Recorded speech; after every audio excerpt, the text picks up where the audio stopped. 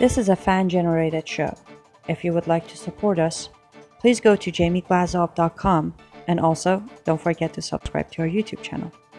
All your support is greatly appreciated. Good evening. Welcome to the Jamie Glazov Moment. Tonight, Hillary staff and anti-Catholic bigotry.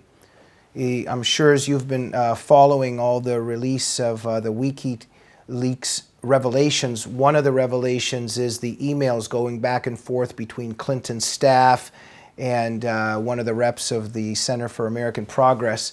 And we see this vicious bigotry and criticism and ridicule of the Catholic faith, of the Christian faith. And if you don't know about it, just look it up. Hillary staff, anti-Catholic bigotry, WikiLeaks revelations, etc.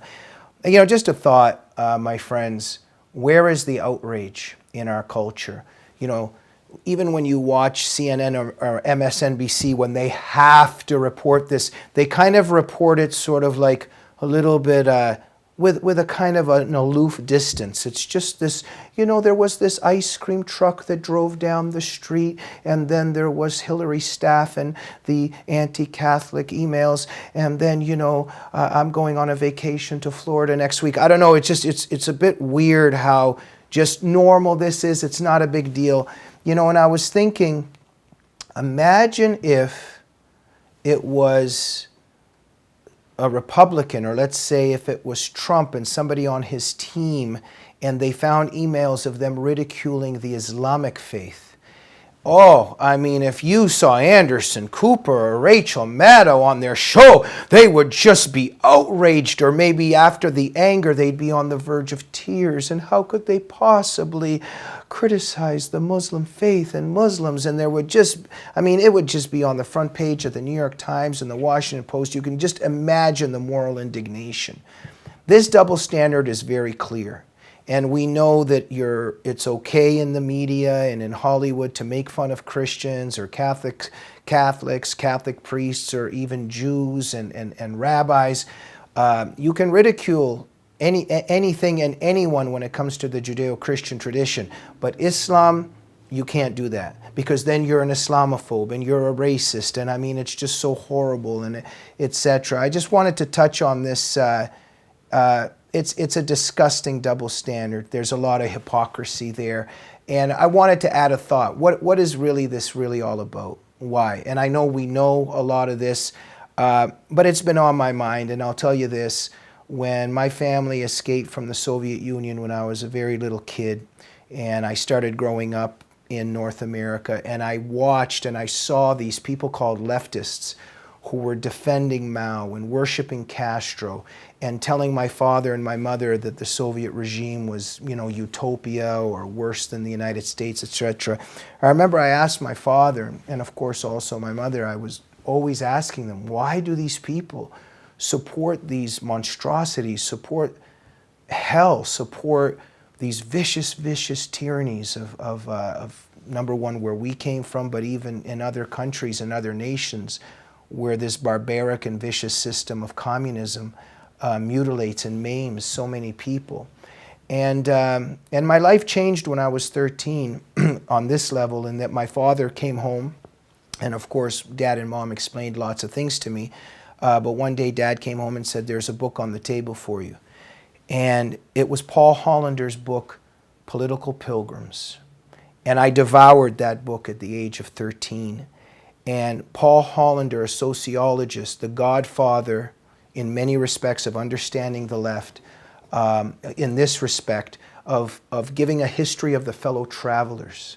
These were the leftists who traveled to Stalinist Russia and before and after. The leftist fellow travelers who traveled to Maoist communist China, to North Vietnam, to Castro's Cuba, to Sandinista Nicaragua. And Hollander revealed and showed what was on the mind of these leftists, how they worshipped and venerated the greatest monstrosities of our time, and how they visited hell, but imagined that they were visiting heaven, and how they praised these monstrous regimes and ideologies at the very moment while these monstrous regimes and ideologies were massacring millions of people. I bring this up because Paul Hollander explained that for the leftist, it's very, well, he said a lot of things, but one of the key facts is, for the leftist, it's very important to worship adversary cultures, adversary religions, adversary ideologies, because the leftist wants to destroy his host society. He hates democratic capitalism. He hates the host society in which he lives and wants to destroy it, and worships and allies himself with the totalitarian enemy. And boy, oh boy, we see an extension of that today.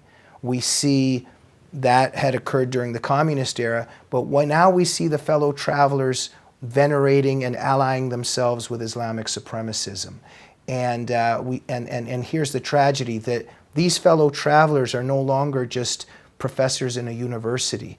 They're in the White House. They own our media. They're running Hollywood. They rule academia. And so it makes sense that when the fellow travelers are in power, you can't say anything about Islamic gender apartheid, about Islamic Sharia, about Islamic jihad. You can't tell the truth about what an adversary ideology is doing to hurt us.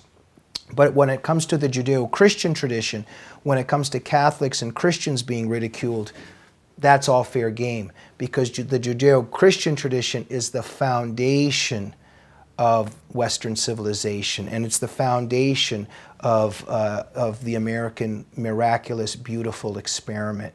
And so this is why it's not a surprise that we see this anti-Catholic bigotry happening in the emails of Clinton's staff, and nobody cares. Because guess what? They don't care, because the people being ridiculed are part of the Judeo-Christian tradition. They're fair game.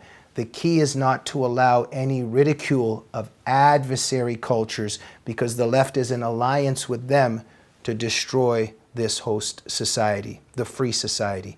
And that's because the left is the enemy of freedom. We'll see you on the next Jamie Glazov Moment. Good night.